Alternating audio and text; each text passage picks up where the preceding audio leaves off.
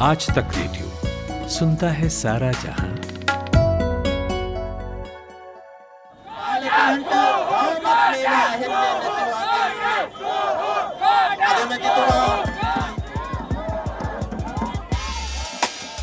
गोटाबाया के खिलाफ गोगो के नारे लगे और वो वाकई श्रीलंका से रवाना हो गए। होना भी था, क्योंकि जब पब्लिक सत्ताधीशों के घर घुसती है तो फिर किसी के रोके नहीं रुकते। लेकिन बेघर हुए इन सत्ताधीशों से किसी को हमदर्दी नहीं है, क्योंकि आज जो श्रीलंका में हो रहा है वो सब्र का बांध टूटने के बाद हो रहा है। ये बांध टूटते टूटते हालांकि कई साल लगे। राजपक्षे परिवार की मनमानी, लापरवाह इकोनॉमिक पॉलिसीज, बेपरवाही से लिए गए कर्ज, इन सब ने मिलकर ऐसा माहौल तैयार किया कि हिंद महासागर में शांत जिंदगी जी रहे इस आइलैंड पर दुनिया की नजर टिक गई। आज के पढ़ाकू नितिन में हम बात कर रहे हैं इसी आइलैंड की, और बात करेंगे अवतार सिंह भसीन से। 30 सालों तक भारत के विदेश मंत्रालय की हिस्टोरिकल डिवीजन में वो सेवा देते रहे। 1993 में डिवीजन के हेड बनकर रिटायर हुए। भसीन साहब की साउथ एशिया पर जबरदस्त पढ़ाई लिखाई है। पाकिस्तान से भारत के संबंधों पर 10 वॉल्यूम्स की सीरीज लिखी है उन्होंने, और इंडो चाइना रिलेशंस पर 5 वॉल्यूम लिखे हैं। भारत के श्रीलंका, बांग्लादेश और नेपाल से रिश्तों पर भी उन्होंने 5 वॉल्यूम की सीरीज लिखी थी। हजारों क्लासिफाइड डॉक्यूमेंट्स का खजाना है उनके पास। तो आज भसीन साहब से पढ़ाकू नितिन में पूछेंगे, श्रीलंका की कहानी क्या है? श्रीलंकन क्राइसिस के लिए किसे जिम्मेदार ठहराया जाना चाहिए? राजपक्षे परिवार का किस्सा क्या है? क्या गलत इकोनॉमिक पॉलिसी ने सिलोन कहे जाने वाले इस द्वीप का ये हश्र किया है? और श्रीलंका ने क्या किया होता ऐसा जो आज उसे ये दिन ना देखना पड़ता? मैं हूं नितिन ठाकुर और ये है पढ़ाकू Nitin. At the stroke of the midnight hour, when the world sleeps, I'm gonna make him an offer again with you. सत्ता का खेल तो चलेगा, सरकारें आएंगी जाएंगी, मगर मेरे कमरे में किताबों के सिवा कुछ भी नहीं।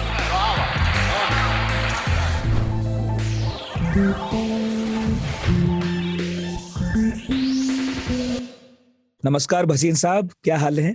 नमस्कार जनाब, मेरा हाल बहुत अच्छा है और मैं उम्मीद करता हूँ कि आपका हाल भी बहुत अच्छा होगा। एकदम बढ़िया है सर। और हम लोगों ने नेहरू, तिब्बत, चाइना पर जो बात की थी, एक पॉडकास्ट जो हमने लंबा सा किया था, उसका बहुत शानदार रेस्पॉन्स रहा। इनफैक्ट जब मैंने लोगों को बताया कि मैं फिर से आपकी शरण में हूँ श्रीलंका संकट के बारे में बात करने के लिए, तो मुझे जानकर हैरानी हुई कि लोगों को आप याद हैं, और वो पॉडकास्ट भी बहुत अच्छे से याद है और काफी तारीफें मिली उस पॉडकास्ट को। और बहरहाल लिसनिंग तो बहुत अच्छी थी उसकी। उसमें तो हम एप्पल पॉडकास्ट इंडिया की लिस्ट में टॉप कर रहे थे। मुझे बहुत खुशी है कि लोगों को पसंद आया था इंटरव्यू और उनको कुछ इंफॉर्मेशन मिली जो पहले नहीं थी। यही मतलब होता है ऐसा ये काम करने का, और यही होता है इंटरव्यू में देने का कि लोगों को आपके माध्यम से कोई जानकारी दी जाए। और मैं उम्मीद करता हूं कि आज के भी इस इंटरव्यू में, इस वार्तालाप में लोगों को कुछ जानकारी श्रीलंका के बारे में मिल पाएगी। हाँ भसीन साहब, इनफैक्ट जब मैं आपसे उस वक्त चाइना के बारे में बात कर रहा था तो मुझे ये तो मालूम था कि आपका पाकिस्तान और श्रीलंका पर भारी भरकम काम है, लेकिन इल्म नहीं था कि कुछ ही महीनों के बाद श्रीलंका एक ऐसे संकट में घिरेगा कि मैं आपको फिर से कष्ट दूंगा। और श्रीलंका पर आपने 2 किताबें लिखी हैं, और मुझे मालूम है कि आप डॉक्यूमेंट्स के आदमी हैं, तो बेशुमार डॉक्यूमेंट्स, क्लासिफाइड, डिक्लासिफाइड वगैरह वगैरह आपके पास हैं। और ये जो संकट है सर, हम तो रोजाना इसके बारे में कुछ ना कुछ देखते ही हैं, आज तक रेडियो पर चलाते ही हैं, मगर ये मैं बहुत अच्छे से जानता हूं कि ये जो संकट है, इसके कुछ बीज जरूर श्रीलंका के इतिहास में भी रहे होंगे। और आपसे बढ़िया कौन है बात करने के लिए इतिहास पर? तो आपकी इजाजत हो तो शुरू करूं? जरूर शुरू करिए जनाब। तो मैं शुरुआत से शुरू करूंगा भसीन साहब।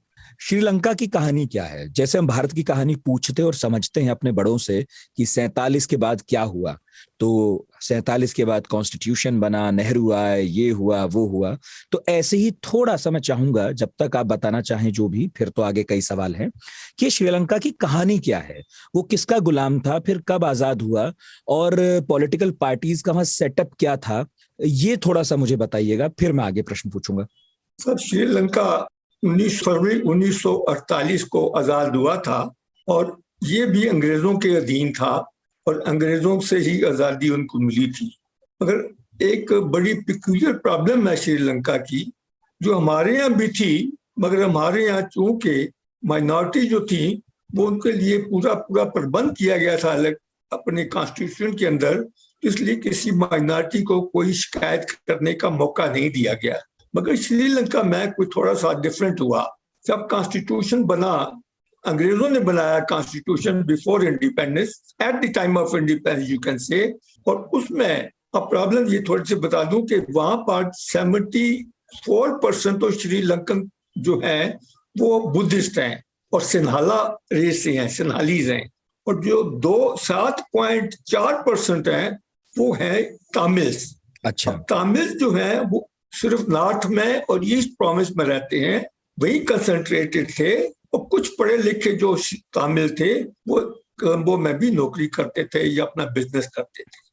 मगर ज्यादातर पॉपुलेशन तामिल्स की वो श्रीलंका के नॉर्थ में, नॉर्थ और ईस्ट प्रोविंस में लोकेटेड थी, कंसंट्रेटेड थी, और बाकी सारी जगह के ऊपर ये सिन्हालास जो कि बुद्धिस्ट थे ये काबिज हुए थे, ये इनका राज था, ये बड़ी पार्टी थी, बड़े एक रिलीजियस ग्रुप था।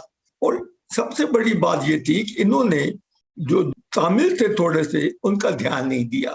जो कॉन्स्टिट्यूशन बना वो कॉन्स्टिट्यूशन तो आपको पता है कि मेजॉरिटी बेसिस पे होती है, डेमोक्रेसी मेजॉरिटी बेसिस पे चलती है। तो तामिल को ये खतरा था, और सही खतरा था, कि अगर मेजॉरिटी बेसिस पे चलेंगे तो वो तो हमेशा ही गुलाम रहेंगे, हमेशा ही उनको कभी पावर नहीं आएगी, क्योंकि वो तो 7% है अगेंस्ट 72% ऑफ दी सिन्हालास। तो उन्होंने कहा कि हमारे लिए कुछ प्रोविजन होना चाहिए, मगर वो प्रोविजन नहीं किया गया, और उसके बाद उनकी लैंग्वेज को भी इग्नोर कर दिया गया, जिससे कि पहले दिन से ही प्रॉब्लम शुरू हो गई। अभी कॉन्स्टिट्यूशन बनने के इमीडिएटली बाद जो तमिल लीडर थे उन्होंने कहा, साहब आप हमें गुलाम रखने के लिए बनाए जा रहे हैं, उससे कहा आप कुछ ऐसा प्रबंध कीजिए कि दूसरी हमारा जो है उनका भी कुछ न कुछ पावर में आने का या उनको कुछ पूरा हक मिलने का प्रबंध हो। मगर वो हुआ नहीं, और ये बढ़ता गया, क्योंकि सिन्हाला जो थे वो 74% होने से पूरा जो भी करते थे अपनी फेवर में करते थे। वहां से प्रॉब्लम शुरू हुई, और बढ़ते बढ़ते आपको पता है कि वहां पर मिलिटेंसी आई, एलटीटी बना, हजारों आदमी मारे गए, और जाके 2009 में फाइनल वो जो एथनिक वार थी जी, लिट्टे वाली प्रभाकरण को जिसमें मारा गया, खत्म हुई थी। हाँ सर, वो तो हमने देखी, प्रभाकरण ने, वेल्लू पिल्लई प्रभाकरण ने किस तरह एयरफोर्स बना ली थी, और उसको आतंकी गुट कहा जाता था दुनिया में, एलटीटीई को। अच्छा सर, ये जो तमिल हैं जो श्रीलंका में आज भी हैं, और जिनका जिक्र आपने किया कि 47-48 में वो मांग कर रहे थे कि भाई हमारा भी कुछ से होना चाहिए, क्या ये वो तमिल हैं जिनको अंग्रेज कभी हिंदुस्तान से ले गए थे ताकि चाय के बागानों में मजदूरी करा सके, या फिर कोई और भी इतिहास में कहानियां तमिलियंस की श्रीलंका के? नहीं, ये जो तमिल थे ये भी बहुत पुराने, सदियों पहले यहाँ आके बसे हुए थे, ये ओरिजिनल रेजिडेंट हैं श्रीलंका के। अच्छा। जो अंग्रेज 19 सदी में तमिल को ले गए थे चाय के बागान में और कॉफी बागान में काम करने के लिए, वो सेंट्रल एरिया में बसे हुए हैं, यानी उस एरिया में जहाँ पर के सिरहला लोगों की मेजॉरिटी है। तो वो तो बेचारे अपना गुजारा वहां करते थे, मगर जब श्रीलंका आजाद हुआ तो श्रीलंकन गवर्नमेंट ने उनको सिटीजनशिप राइट देने से इनकार कर दिया। जब सिटीजनशिप एक्ट बना, उनको वो सिटीजनशिप नहीं देना चाहते थे, और इंडिया से कहा, साहब आप इन लोगों को जो ये बाद 19 सदी में आए हैं इनको आप वापस ले जाइए इंडिया में, ये हमारे नागरिक नहीं है। प्राइम मिनिस्टर नेहरू ने कहा, साहब देखिए ये लोग आपके पास ऑलमोस्ट 100 साल से बैठे, और आपकी इकॉनमी को इन्होंने बहुत तरक्की दी है, आपकी जो इकॉनमी है काफी सारी इसी जो चाय और कॉफी और दूसरी चीजें हैं इन पे डिपेंडेंट है, और ये इन्होंने आपको तरक्की दी, आपके लिए फायदा किया, आपके लिए काम किया, तो इनका हक बनता है कि श्रीलंका में इनको श्रीलंकन नेशनैलिटी दी जाए, श्रीलंकन सिटीजनशिप दी, और हम इनको लेने के तैयार नहीं है। और जब तक पंडित नेहरू जिंदा रहे उन्होंने उनको लेने से इनकार कर दिया। मगर बाद में जब शास्त्री जी आए, वो भी राजी हो गए, क्योंकि ये झगड़ा बड़ा पुराना चल रहा था और एक अननेसेसरी, एक इरिटेंट था, एक खामखा की प्रॉब्लम थी दोनों कंट्रीज में। इसको सुलझाने के लिए शास्त्री जी ने और फिर इंदिरा गांधी ने एग्रीमेंट किए श्रीलंकन गवर्नमेंट के साथ कि हम इनको इतने आदमी वापस ले लेंगे और बाकी के जो थोड़े बचेंगे उनको आप सिटीजनशिप देंगे, और वैसा ही हुआ। अच्छा, कुछ तमिल्स को हमने वापस लिया फिर? वापस तो बाद में जब वो रिफ्यूजी आए थे एथनिक श्रीलंकन जो कि नॉर्थ में रहते हैं, और जब ये मिलिटेंसी बढ़ी तो उनको वहां पर उनको जुल्म हुआ या उन्होंने आर्मी ने उसको तंग किया, तो रिफ्यूजी बन के आए थे, वो वापस चले गए। ये जो श्रीलंकन जो इंडियन तमिल थे, जिनको हम स्टेट तमिल कहते हैं, ये जो वापस आ गए under the agreement with between Shastri and Sirimavo and also Indira Gandhi and Sirimavo Bandaranaike, ये वापस नहीं गए कभी।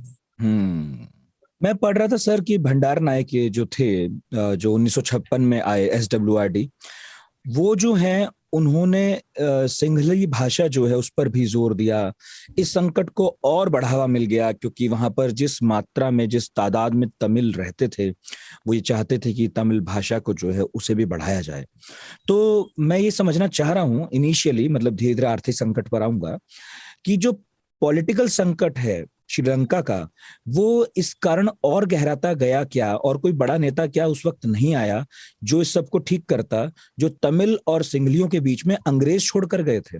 सब अंग्रेज तो चले गए ना 1948 में जी। तो इमीडिएटली उन्होंने एक कमीशन बिठाया था, लैंग्वेज कमीशन, श्रीलंकन गवर्नमेंट ने आजादी के बाद।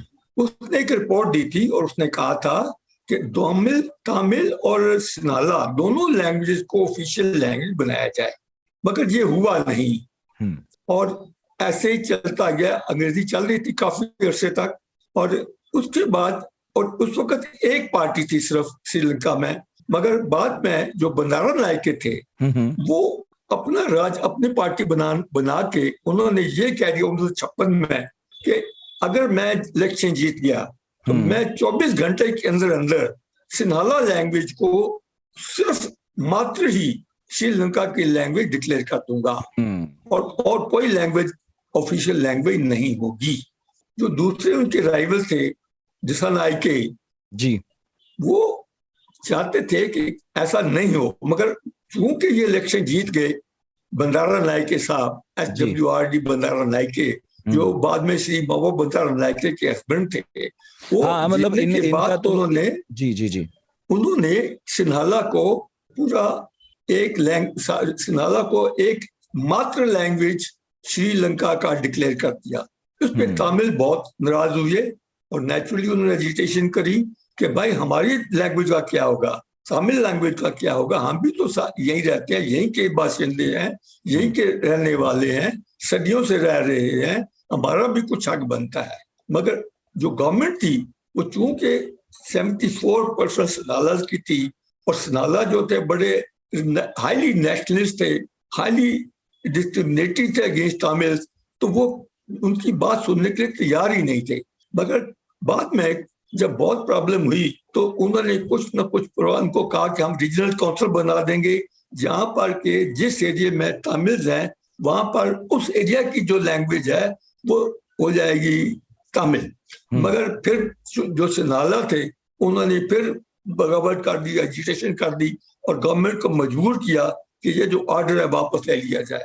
तो तमिल की प्रॉब्लम दिन ब दिन बढ़ती गई और अल्टीमेटली इन्होंने लिखा अगर हमें कुछ यहाँ करना है तो हमें ऐसे एजिटेशन करने से कुछ नहीं मिलने वाला, हमें कुछ और करना पड़ेगा। तो काफी सारे जो यंग आदमी थे जिनको नौकरियां नहीं मिलती थी, जो बेकार थे, पढ़े लिखे थे, तमिल जो थे वो ज्यादा पढ़े लिखे थे सिन्हाला के मुकाबले में।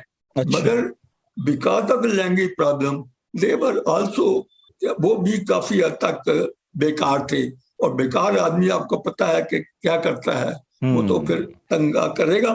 तो एजिटेशन शुरू हो गई, कई जो थी मिलिटेंट ऑर्गेनाइजेशन बनी, कम से कम 5-6 मिलिटेंट ऑर्गेनाइजेशन थी, मगर फाइनली LTTE जिसके नेता प्रभाकरन थे उसने सबको खत्म कर दिया।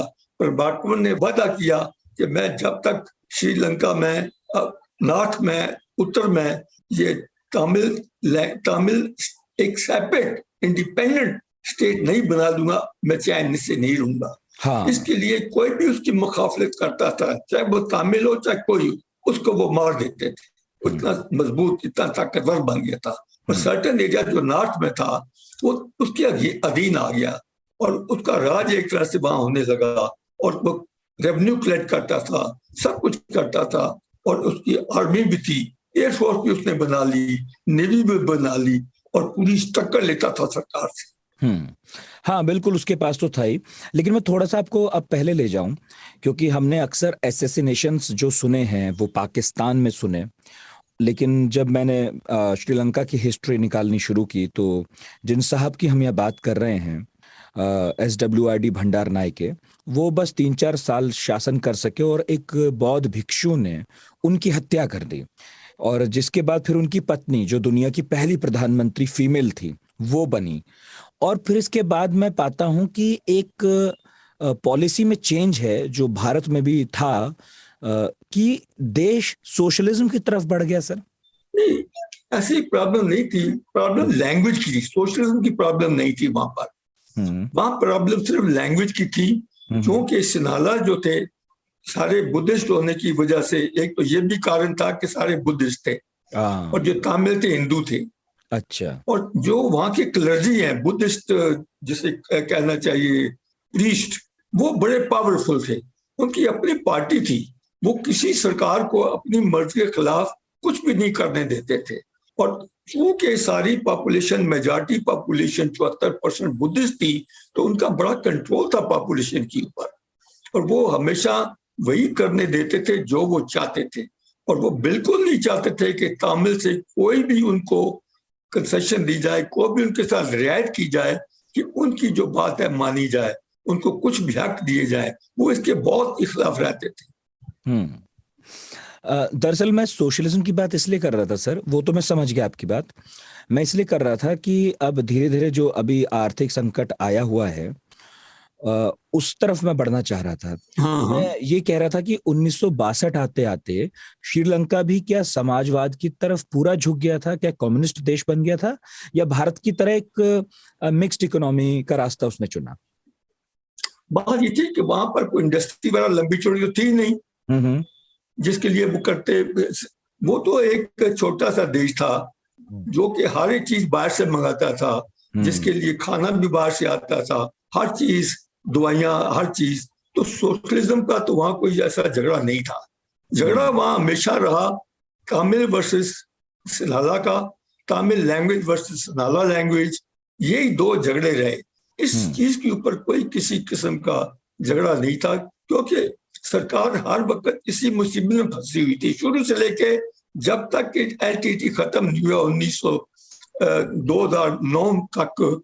यही प्रॉब्लम चल रही थी। सोशलिज्म वगैरह का कोई ऐसा मुद्दा नहीं था जिसको लेकर के कोई एजिटेशन की हो किसी ने, या इवन जो तमिल्स थे वो सोशलिज्म में इंटरेस्टेड थे कि सोशलिज्म हो जाएगा तो हम मान जाएंगे। This demand was never there. ये ऐसी कोई डिमांड नहीं थी श्रीलंका के अंदर। अच्छा, इसका नाम तो सीलोन था ना? सीलोन रहा है इसका नाम, और श्रीलंका फिर क्यों रखा गया था? ये सिन्हाला की वजह से रखा गया। सीलोन तो अंग्रेजों ने रखा था, और सिन्हाली नहीं, मैं ये श्रीलंका। अच्छा, सिंहलियों से हुआ श्रीलंका। ठीक है सर। तो आजादी की बात आपने बताई, आजादी के बाद की बात आपने छेड़ी। इसके बाद फिर श्रीलंका की यात्रा क्या है? उसके बाद क्या हुआ? उसके बाद जैसे 2009 में LTT खत्म हो गई, उसके बाद सब ठीक चल रहा था, कोई प्रॉब्लम नहीं थी। इंटरनली भी बड़ा अच्छा था, टूरिज्म बहुत फैला हुआ था, लोग खुशहाल थे। आपको बता दूं कि जो ह्यूमन डेवलपमेंट इंडेक्स है, यानी पढ़ाई लिखाई सेहत के लिहाज से श्रीलंकन की जो सिचुएशन थी वो बहुत हमारे इवन इंडिया से बेटर थी। कोई भी साउथ एशिया में देश है, जो भी देश है, उनसे उनकी सिचुएशन बेटर थी। पढ़े लिखे लोग थे, हेल्थ फैसिलिटीज थी, कोई किसी किस्म की लोगों को डे टू डे कोई तकलीफ नहीं थी। हाँ, वो तो है, लेकिन भारत के साथ श्रीलंका के रिश्ते कैसे रहे? मैंने सुना कि भारत ने इंदिरा गांधी के समय कुछ द्वीप भी श्रीलंका को दिए, कुछ डिस्प्यूट कुछ आइलैंड्स का भी था। इसके अलावा एलटीटी वाले मामले में भी भारत की स्थिति बहुत फंसी हुई थी। प्रभाकरण तो दिल्ली तक भी आए हैं। वो मैं एरा आपसे समझना चाहता हूं, क्योंकि मेरा ख्याल है उस एरा में तो आप विदेश विभाग में थे और काम कर रहे थे बढ़िया, तो आपके तो सामने बहुत सारी चीजें हुई होंगी। एक लंबी कहानी हो जाएगी। इंदिरा गांधी के टाइम से हाँ हाँ थोड़ा थोड़ा इंडिया की इन्वॉल्वमेंट जो थी श्रीलंका के जो एथनिक कॉन्फ्लिक्ट था, जो उनका तमिल और सनाला के खिलाफ लड़ाई थी, उसमें दाखिल होना शुरू होगी। क्यों कि तमिलनाडु में जो इंडिया का आपको पता है एक स्टेट है, एक राज्य है, वहां पर तमिल रहते हैं, वहां भी तमिल लैंग्वेज अपनी लोकल चलती है और उनकी सिंपैथी उनके साथ थी। जब उनको वहां प्रॉब्लम होती थी तो ये तमिल श्रीलंका वाले इधर आ जाते थे तमिलनाडु में, और तमिलनाडु के लीडर में एक नई प्रॉब्लम क्रिएट होगी पॉलिटिक्स में, तमिलनाडु की पॉलिटिक्स में, कि कौन उनकी मदद ज्यादा करता है, AIADMK या DMK, करुणानिधि की पार्टी या रामाचंद्रन की पार्टी, बाद में जयललिता। ये जयललिता की पार्टी, जो रामाचंद्रन की पार्टी थे, they were more in favour of the Tamil problem, Tamil LTT के साथ चलते थे। तो ये प्रॉब्लम बढ़ती गई। इंदिरा गांधी ने काफी कोशिश की, मगर उसने इंदिरा गांधी रिपीटेडली कहा कि हम इसको सेपरेट नहीं करना चाहते, हम कोई ऐसा काम नहीं करेंगे जिससे कि श्रीलंका की अखंडता में कोई फर्क आए। चूंकि 1971 में आपको पता है कि बांग्लादेश में जो झगड़ा हुआ, लड़ाई हुई, उसमें हमने बांग्लादेश को बनने में, आजाद करने में, ईस्ट पाकिस्तान को आजाद करने में काफी मदद की थी। और तमिल का यही ख्याल था कि इंडिया अब हमारी भी मदद करे, हमें भी यहाँ से इन सनालों से आजाद करवाए, ये भी हम पे जुल्म कर रहे हैं। पर Indira Gandhi was repeatedly saying कि बार बार कह रही थी कि हम श्रीलंका की अखंडता पे कोई आंच नहीं आने देंगे, मगर ये कहते थे कि साहब आप इनकी जुल्म जो है, आपकी फौज जो है वहां तैनात है, जुल्म करती है, ये सब बंद होना चाहिए, इनको पूरे अख्तियार मिलने चाहिए, इनको पूरा राइट्स मिलने चाहिए एज ए नॉर्मल सिटीजन, और ताकि ये प्रॉपर्ली अपने आप को डेवलप कर सके। तो ये इंदिरा गांधी चाह रही थी। पर इंदिरा गांधी के मरने के बाद कोई प्रॉब्लम और बढ़ गई। अब राजीव गांधी आ गए। राजीव गांधी ने ज्यादा जोर से इस मामले में अपना रुचि दिखाई। रुचि दिखाने का ये हुआ कि श्रीलंकन तमिल्स को शय मिल गई, उनको एक और कंट्री इंडिया की आगे से ज्यादा सपोर्ट मिली जी। तो अब उन्होंने और भी ज्यादा मुश्किल हो गए। अब वो कैसा, हमें तो अब आप इंडिया भी हमारे साथ हो गया है। तो राजीव गांधी ने काफी तौर इंटरवेंशन करके उनको हेल्प करने की कोशिश की। सो कि जब फैसला नहीं हो रहा था आपस में इनका, तो उन्होंने स्पेशल अपने जो विदेश सचिव थे उनको भेजा और उनसे कहा कि आप इनसे बातचीत करिए तमिल से और इनको मनाने की कोशिश करिए। तो मगर कोई फैसला नहीं हो पाया। मगर बाद में एक मीटिंग रखी गई भूटान में, थिम्पू में, जिसमें श्रीलंकन गवर्नमेंट के रिप्रेजेंटेटिव आए और जितनी भी ये तमिल की मिलिटेंट ऑर्गेनाइजेशन थी ये भी आई। मगर 2 राउंड में जो बातचीत हुई उसमें कोई फैसला नहीं हुआ। यहाँ पर मैं एक और चीज बता दूं कि जब इंदिरा गांधी के टाइम में 2 एग्रीमेंट हुए थे जिससे काफी प्रॉब्लम। वो एग्रीमेंट क्या थे? एक तो कच्छातीबू पे एग्रीमेंट था जी।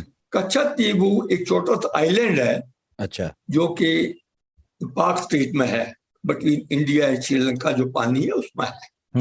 अब श्रीलंका इसको क्लेम कर रहा था। हमारा भी कहते थे कि नहीं, ये राजा, ये जिम्मेदारी थी एक इंडियन जिम्मेदार की, तो इसलिए ये इंडिया का। मगर अल्टीमेटली मिसेस गांधी ने सोचा कि एक छोटे मुल्क के साथ फैसला करना अच्छा है बैंक की तकरार करने के।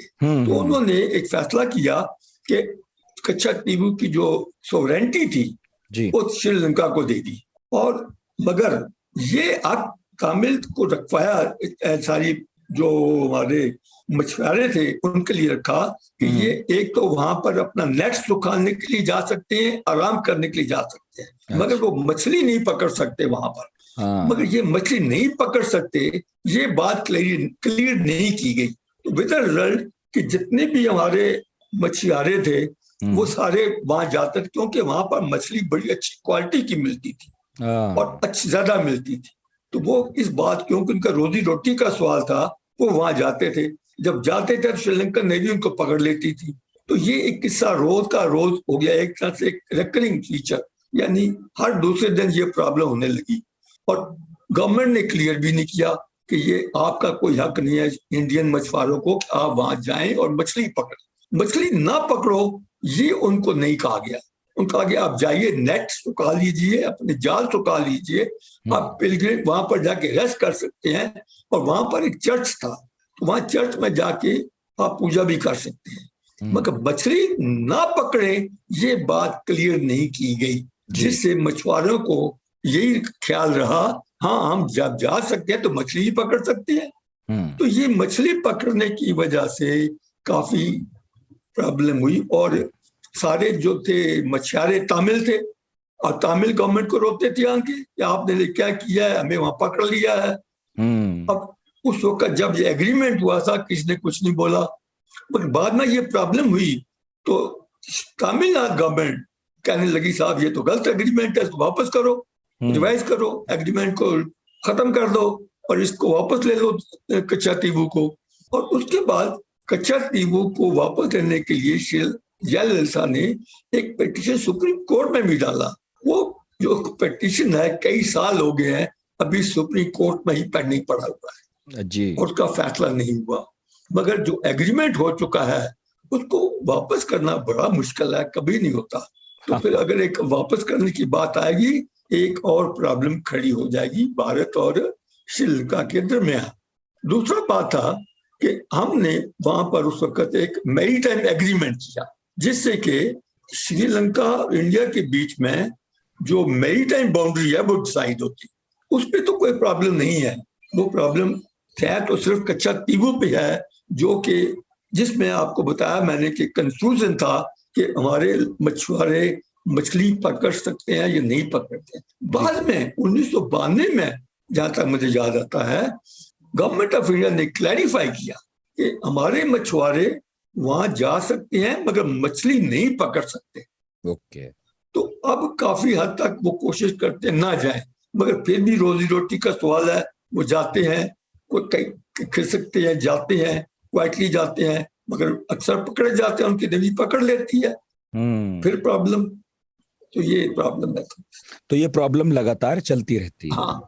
अच्छा, इसके अलावा भारत और श्रीलंका के रिश्ते आमतौर पर तो काफी अच्छे कहे जाते हैं, लेकिन सर फिर ऐसी क्या बात रही, आपने तो पूरा दौर देखा कि पहले तो वो रूस और चीन के करीब थे 62 में, और आजकल वो चीन के ज्यादा करीब हो गए।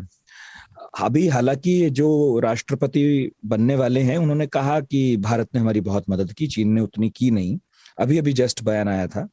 लेकिन क्या बात रही कि हम वक्त के साथ थोड़ा सा दूर ही होते गए, करीब नहीं आ सके, जबकि हमारे सांस्कृतिक संबंध तो बहुत बढ़िया हैं। सब आपको थोड़ा चीज का ध्यान रखना चाहिए कि हम एक बड़े मुल्क हैं और जो हमारे इर्द गिर्द मुल्क हैं वो बहुत छोटे हैं हमारे से, एरिया में, पॉपुलेशन में, रिसोर्सेज में और पैसे के लिहाज से जी।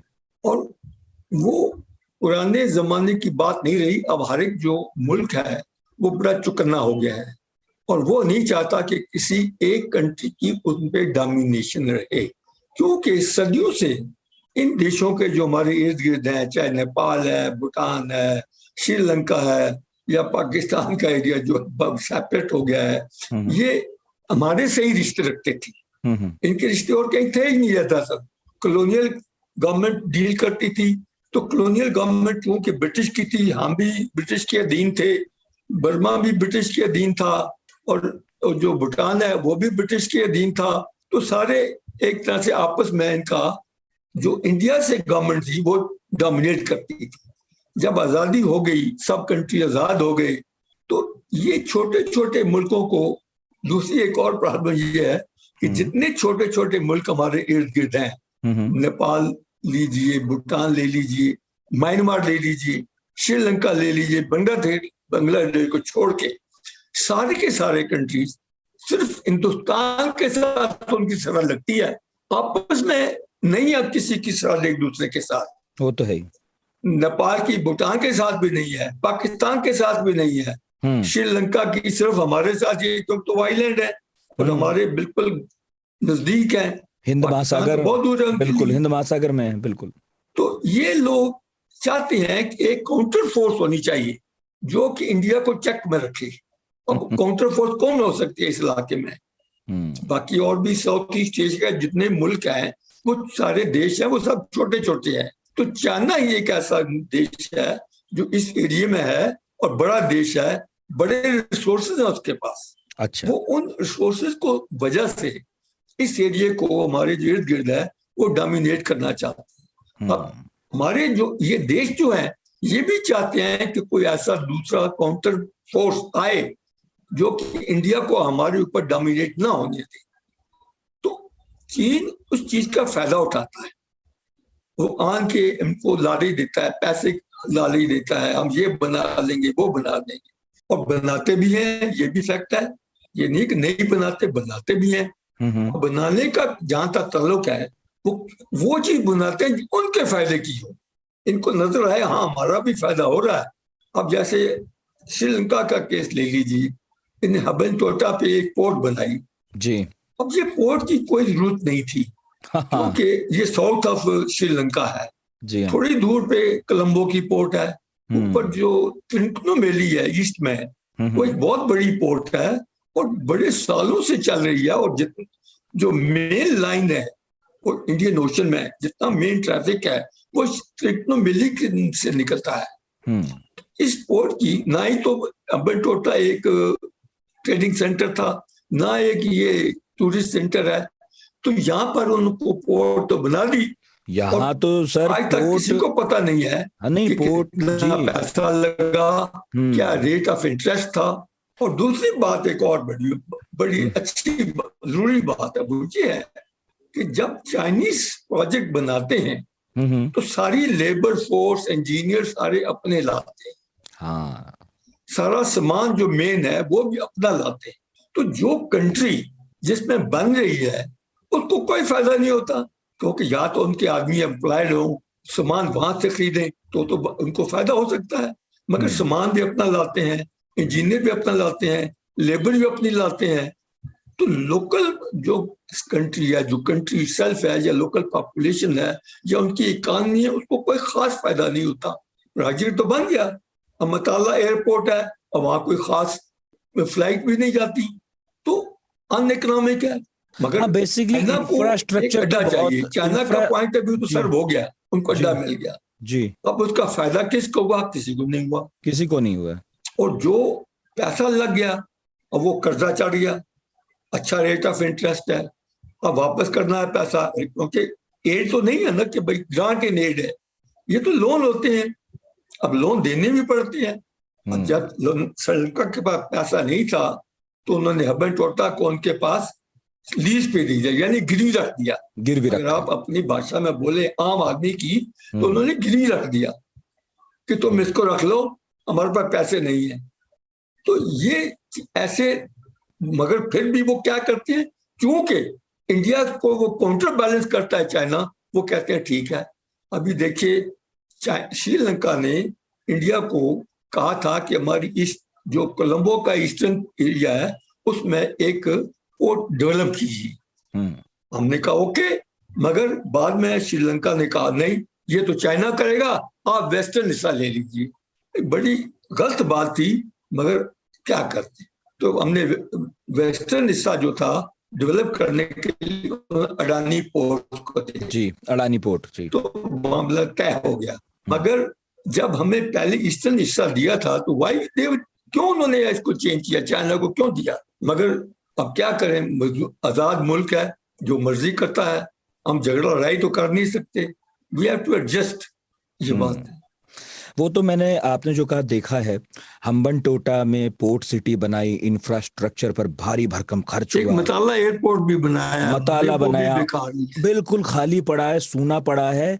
इतनी बड़ी बड़ी सड़कें बनाई हैं, उस पर ट्रैफिक नहीं है, पोर्ट सिटी में एकदम भूत नाच रहे हैं वहां। अब ये दिक्कत है कि जो कुछ बनाया है वो पे बैक नहीं कर सकता है, क्योंकि ना तो वहां इंडस्ट्रियल कुछ चल रहा है गतिविधि, और ना वहां कोई आना चाहता है। दुबई जैसा बनाने का सपना था, सो हुआ नहीं। मगर क्योंकि आप श्रीलंका को समझते रहे हैं, तो मेरा सवाल ये है कि ये लापरवाह पॉलिसीज या लोन ले लिया जाना, चुकाएं ना चुकाएं देखेंगे टाइप जो ये हुआ, ये इसका दोषी कौन है? लोग तो कह रहे हैं राजपक्षा परिवार दोषी है, आपकी नजर में कौन है? सब ये चूंकि राजा पाक्से के टाइम में हुआ, और एक और बड़ी मजेदार बात यह है कि श्रीलंका के अंदर जो प्रोजेक्ट्स दिए जाते हैं बनने के लिए, कोई खास जो तरीका है वो पहले था 2005 से पहले था कि कैसे प्रोजेक्ट दिए जाएंगे, क्या प्रोसीजर होगा, कौन बनाएगा, क्या होगा, सारा है। उन्होंने कॉन्स्टिट्यूशनल अमेंडमेंट कर दी और कहा कि जो प्रेसिडेंट डिसाइड करेगा वही फाइनल एक्शन डिसीजन होगा और वही उसको कोई चैलेंज नहीं करेगा। तो कोई भी प्रोजेक्ट बनेगा तो उसके लिए कोई कमेटी जैसे होती है आमतौर पे, पहले उसकी स्क्रूटनी करती हैं, उसकी फिजिबिलिटी स्टडी करती हैं, उसका प्रोजेक्ट रिपोर्ट बनाते हैं, फिर देखा जाता है कि कितना फायदा, कितनी एम्प्लॉयमेंट जनरेट करेगा, कितना ये इनकम जनरेट करेगा, तब बनता है। अब इस जो अमेंडमेंट हुई 2005 बाद, जब राजा पक्से, महिंदा राजा पक्से प्राइम प्रेसिडेंट बने, तो उसमें उनके पास पूरे इख्तियार आ गए कि वो जो चाहें जिसको मर्जी दे दें। और उन्होंने चाइना को लाने के लिए ये प्रोजेक्ट उनको दे दिया बगैर किसी चीज क्या सुने। तो नेचुरली इसमें लोगों का शक है। अब इसका प्रूफ तो किसी के पास नहीं है, मगर कि बहुत पैसा चाइना ने उनको दिया जिसके इस ऐसा करने के लिए, और खर्चे का कोई हिसाब नहीं है। रेट ऑफ इंटरेस्ट क्या चाइनीज लगाया किसी को पता नहीं है। तो ये सारी चीजें ऐसे थोड़ी हो जाती हैं जब तक के प्रोजेक्ट देने वाले को, जो अथॉरिटी है, उनको कोई फायदा नहीं हो रहा हो। मुल्क को तो कोई फायदा नहीं हुआ, तो नेचुरली इन्हें ज्यादा फायदा हुआ। आदमी जो अथॉरिटी, सिंगल यूनिट अथॉरिटी थी, सिंगल अथॉरिटी थी, उसी को हुआ होगा। बिल्कुल। तो ये राजा पाक्से की एक पॉलिसी थी चाइना को लाने के लिए, एज ए शहर के छोटे कंट्री की पॉलिसी होती है, क्योंकि एथनिक कॉन्फ्लिक्ट के अंदर जब श्रीलंका का और तमिल का झगड़ा चल रहा था, इंडिया काफी हद तक उनकी मदद कर रहा था। ये भी उनको खार थी कि ये डोमिनेट करते हैं हमको, इनका कोई मतलब नहीं है, ये हमारा अंदरूनी मामला है। तमिल जो है हमारे देश के लोग हैं, हमारा देश, हम भी इसी देश के लोग हैं, हमारा अपना झगड़ा आपस सुलझा लेंगे। इंडिया कौन होता है? ये तमिल जो नॉर्थ में है ये श्रीलंकन तमिल है, इंडियन तमिल तो नहीं है। तो बहुत सारी इस चीज में सवाल पैदा होते हैं। इसकी भी खार थी उनको। तो जब चूंकि हमारा जो सिंपैथी थी, हमारा जो हमदर्दी तमिल के साथ, हाँ, तमिल के साथ थी। हाँ, तो श्रीलंकन कहते थे सिन्हालास जो गवर्नमेंट, ये हमारा इंटरनल मामला आपस में सुलझाएंगे, आप क्यों दखल देते हैं? मगर चूंकि तमिल को जब वहां प्रॉब्लम होती थी तो वो सारे के सारे रिफ्यूजी, हजारों 1 लाख रिफ्यूजी श्रीलंका के तमिल्स का इंडिया में आ गया, तमिलनाडु में। वहां तमिलनाडु में प्रॉब्लम होने लगी। 1 लाख आदमी आ जाए रिफ्यूजी, उनको खिलाना, उनका देखभाल करना, उनके पास काम नहीं है, सारे खाली हैं, घूम रहे हैं, तो इससे सोशल प्रॉब्लम होने लगी, लॉ ऑर्डर की प्रॉब्लम होने लगी।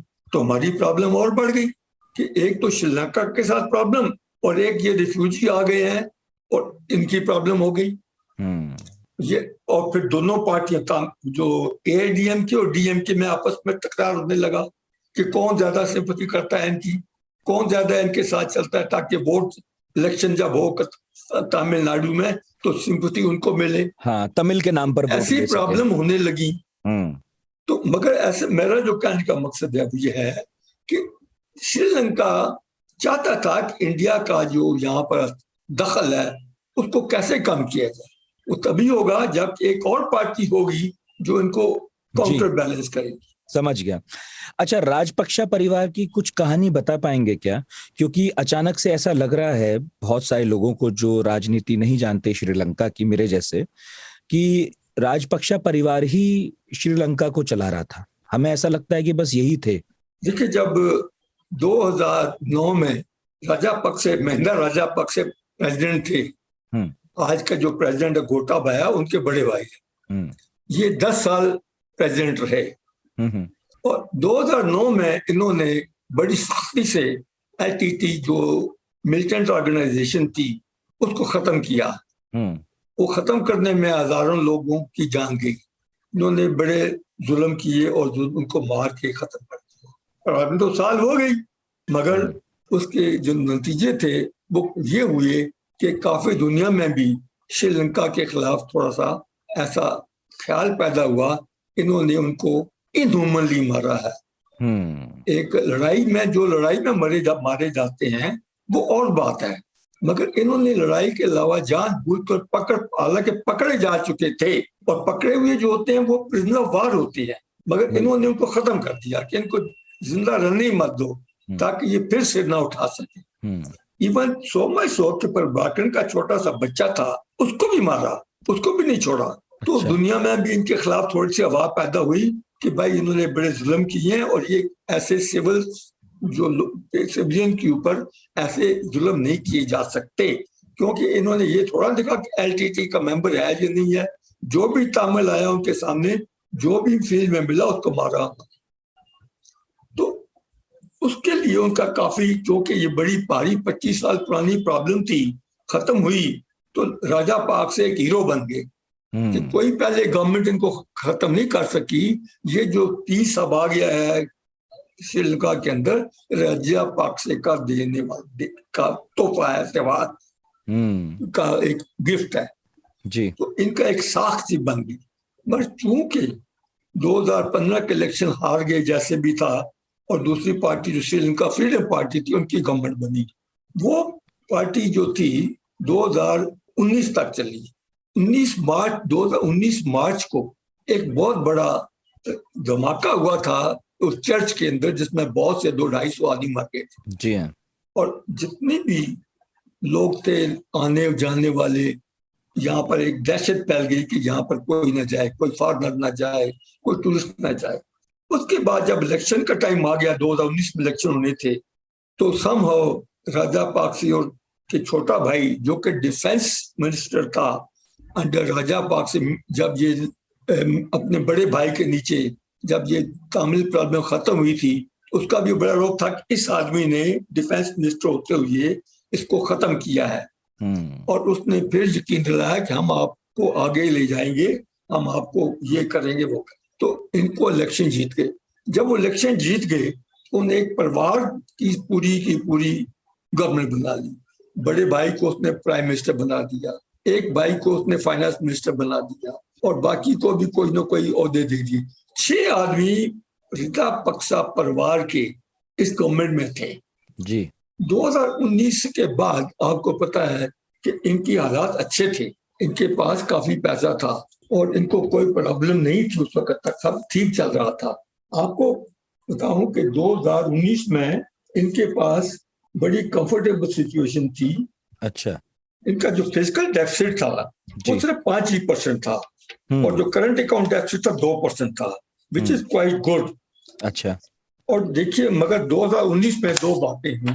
एक तो गवर्नमेंट बदली और सारे भाई बहन आ गए। दूसरा, 2020 में पेंडेमिक आ गया। अनफॉर्चुनेटली श्रीलंका के पास कोई ऐसे इंडस्ट्री या कुछ भी नहीं था। सोप इनका खाना भी इंपोर्ट होता था, मेडिसिन इंपोर्ट होती थी, हर एक चीज इंपोर्ट होती है वहां पर।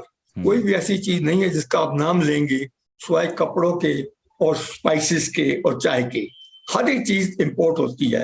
इंपोर्ट के लिए पैसा चाहिए। 2019 के बाद 2020 में आपको पता ये कोविड आ गया जी। कोविड ने इनकी हालत को काफी खराब किया। कोविड से पहले तकरीबन $5 बिलियन $5 बिलियन रेवेन्यू आता था टूरिज्म से, और वो बंद हो गया। और जो चाय और दूसरी चीजों की एक्सपोर्ट थी वो भी बंद हो गई। हम्म। जो पैसा बाहर से आता था, जो श्रीलंकन बाहर रहते हैं, बड़ी मात्रा में रहते हैं, वो पैसा बेचते थे, वो बंद हो गया। तो इनकी हालत खस्ता होनी शुरू हो गई। इनफैक्ट मैं पढ़ रहा था सर कि फर्टिलाइजर्स भी इन्होंने इसलिए हाँ, वो खरीदने बाद बंद- में बात हूँ मैं। अच्छा ठीक है। हाँ, अच्छा, एक तो पैसे की बात हो रही है ना सर। हम्म। एक अच्छा, दूसरा बात ये थी कि जब 2019 में ये गवर्नमेंट आई, इन्होंने लोगों को खुश करने के लिए, कह लीजिए, ये कह के कि लोगों के हाथों में पैसा जाएगा, लोग पैसा खर्च करेंगे और इकॉनमी बढ़ेगी। तो उन्होंने अपने जो टैक्सेस थे बहुत ज्यादा स्लैश कर दिए, निकाल दिए, जिससे कि 81 बिलियन रुपयों का जो कलेक्शन थी रेवेन्यू की, कम हो गई। I am sorry, 681 billion rupees जी। की जो कलेक्शन थी रेवेन्यू की, वो कम हो गई। हम्म। और दूसरे नंबर पे, जैसे आपने कहा, फर्टिलाइजर, जो केमिकल फर्टिलाइजर था, उसका यूज बंद कर दिया। कहा साहब ऑर्गेनिक फर्टिलाइजर यूज कर सकते हैं आप। तो केमिकल फर्टिलाइजर ना मिलने से और दूसरा फर्टिलाइजर ना मिलने से जो फूड की जो पैदावार थी वो बहुत कम हो गई। कम हो गई तो खाना इम्पोर्ट करना पड़ा ज्यादा से ज्यादा, और उसके लिए पैसा चाहिए। और पैसे का हाल ये था कि आप देखिए 2020 में जो इनकी जो इम्पोर्ट थी $15 बिलियन की, $15 बिलियन की, और एक्सपोर्ट $10 बिलियन की हुई। 2021 में इम्पोर्ट $17 बिलियन की थी और एक्सपोर्ट $15 बिलियन की। यहाँ तो आप देखें कि दोनों ट्रेड ईयर्स में डेफिसिट चल रहा है, मगर जो $5 बिलियन रेवेन्यू आता था उससे, टूरिज्म से, वो बंद हो गया। तो अगर वो रेवेन्यू आता तो their position would have been okay. दूसरा, ये जो उन्होंने टैक्स कम किए उससे पैसा कम हुआ। फिर ये जो फर्टिलाइजर ना मिलने से फूड की प्रॉब्लम हो गई तो फूड इंपोर्ट करनी पड़ी। All the thing combined together, ये सब चीजें मिलकर ऐसा सिचुएशन बन गई कि पैसा तो सारा जा रहा है, आ रहा नहीं।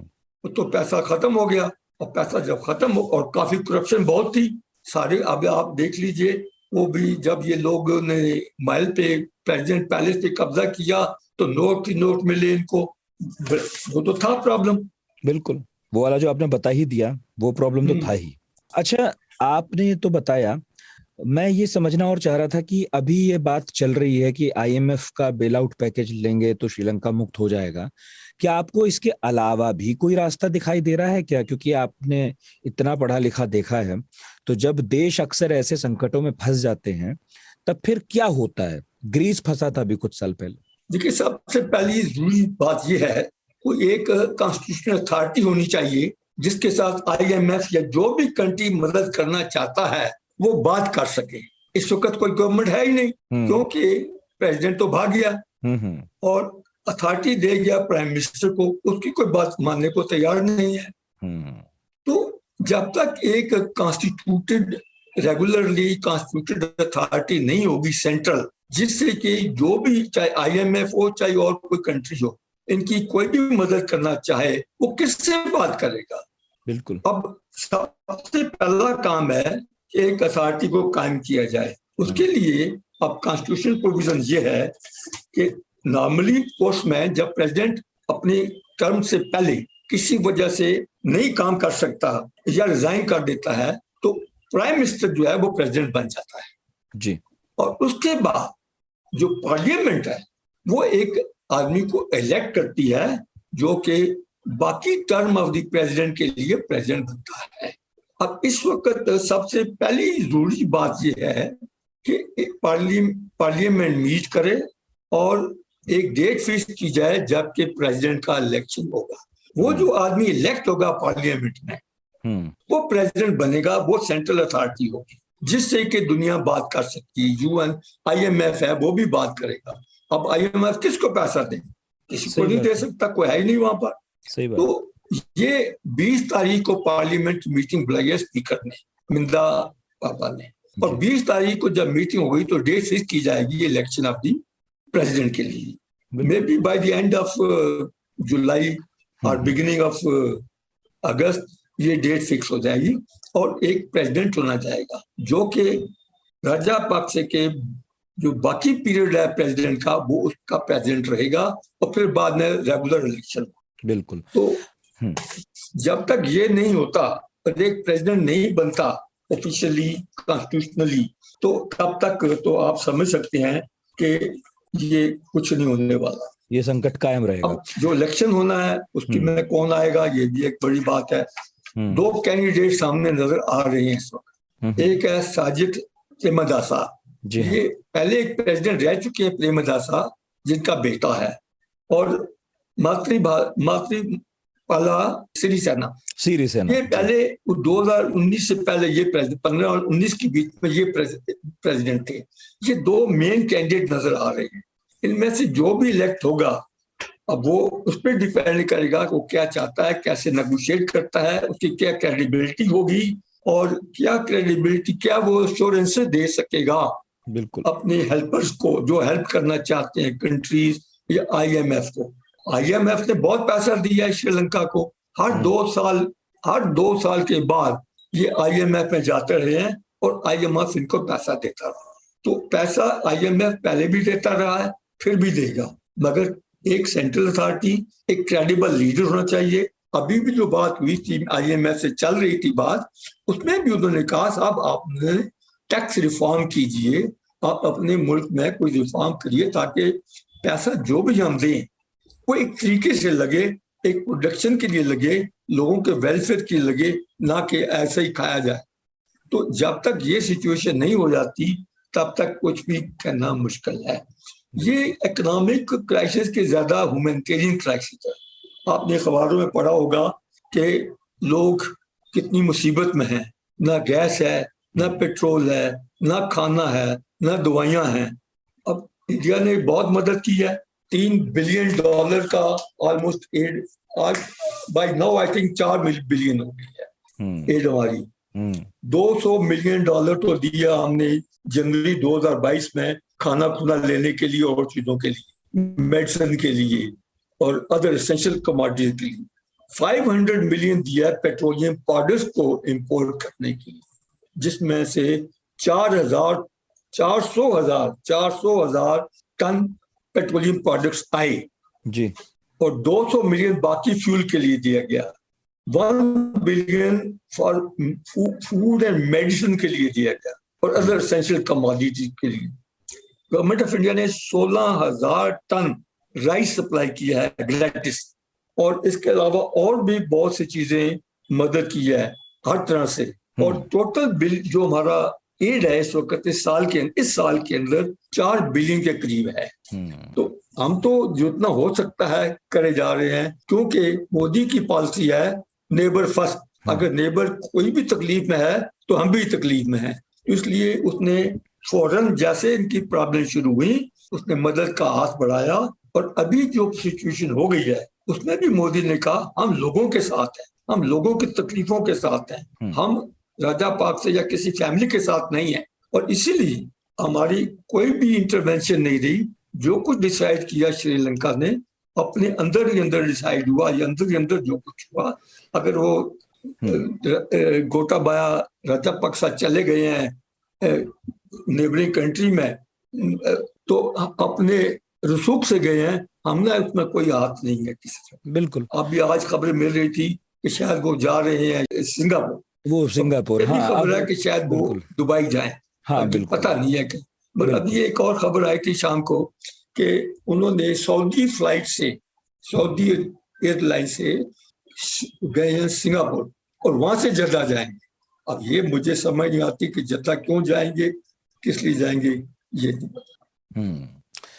तो सर आखिर में मेरा बस आखिरी सवाल जो मैं समझने के लिए पूछूंगा आपसे कि श्रीलंका के क्राइसिस के लिए अलग अलग पक्षों को जिम्मेदार ठहराया जा रहा है। राजपक्षा परिवार है, चाइना का डेट ट्रैप है, कोई कह रहा है कि जो पॉलिसीज बनाई गई वो गड़बड़ हो गई। तो है तो बहुत कुछ कि ये गलत हुआ या वो गलत हुआ। मेरा आपसे सवाल ये है आखिरी कि श्रीलंका को ऐसा श्रीलंका ऐसा क्या करता कि ये सब ना हुआ होता। मैं आपको थोड़ा सा पीछे ले जाना चाहता हूं, इसलिए पूछ रहा हूं क्या किया जाता कि ये सब ना होता। क्या करता जो ये नहीं होता? जी, बहुत कुछ है जो ना करता।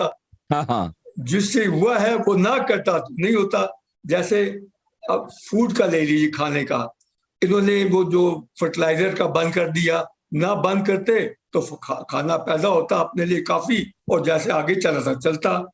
अपने 2019 में स्लैश कर, बहुत ज्यादा टैक्स स्लैश कर दिए, और तकरीबन स्लैश करने का ये असर हुआ कि इनका जो रेवेन्यू था वो 681 बिलियन रुपीस कम हो गया। 681 बिलियन कम हो गया।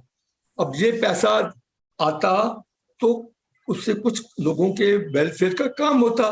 क्या जरूरत थी स्लाइस करने की? कोई डिमांड थोड़ी थी लोगों की। लोग तो वैसे हर वक्त कहते हैं कि टैक्स ना हो, मगर गवर्नमेंट को देखना पड़ता है कि क्या हमारा रेवेन्यू ये टैक्स कम करने के लायक है। मगर वो किया ही नहीं गया। एक पॉपुलिज्म किया गया कि लोग खुश हो जाएंगे और हमारी जायजे हो जाएगी। लोग तो खुश हो गए जब टैक्स नहीं देना पड़ा, मगर अब लोग भी भुगत कौन रहा है? लोग भुगत रहे हैं। सच है। तो आप देखिए ना, यही चीजें होती हैं जो कि दूर अंदेशी होती है। आपको याद होगा कि जब हमारे यहाँ कोविड था, हमारे यहाँ भी प्रॉब्लम हुई थी ऐसी, तो कई लोगों ने कहा था टैक्सेस कम कर, लोगों के हाथों में पैसा दे दीजिए, खरीदेंगे, इकॉनमी बढ़ेगी। गवर्नमेंट ने नहीं किया और ठीक रहे हम। अगर पैसा लोगों को दे देते और खर्चा करने के लिए टैक्स कम कर देते तो क्या होता? यही होता। बिल्कुल। तो वो सब चीजें जो कि नहीं होनी चाहिए थी वो की उन्होंने। वो हर एक चीज की श्रीलंका ने। जी, बहुत बहुत शुक्रिया भसीन साहब इतनी लंबी बातचीत के लिए। आपने हर सवाल का जवाब पूरी गहराई से दिया, तसल्ली से दिया, और एक पड़ोसी होने के नाते हम तो यही उम्मीद करते हैं कि श्रीलंका इस क्राइसिस से जल्दी बाहर आएगा। और यदि आपको पॉडकास्ट पसंद आया हो तो प्लीज बताइएगा radio@aajtak.com पर, और नंबर है हमारा 9953323303। अगली बार पढ़ाकू नितिन में फिर किसी नए टॉपिक के साथ मुलाकात करेंगे। भसीन साहब, आपका बहुत बहुत शुक्रिया सर। आपका बहुत बहुत शुक्रिया कि आपने मुझे मौका दिया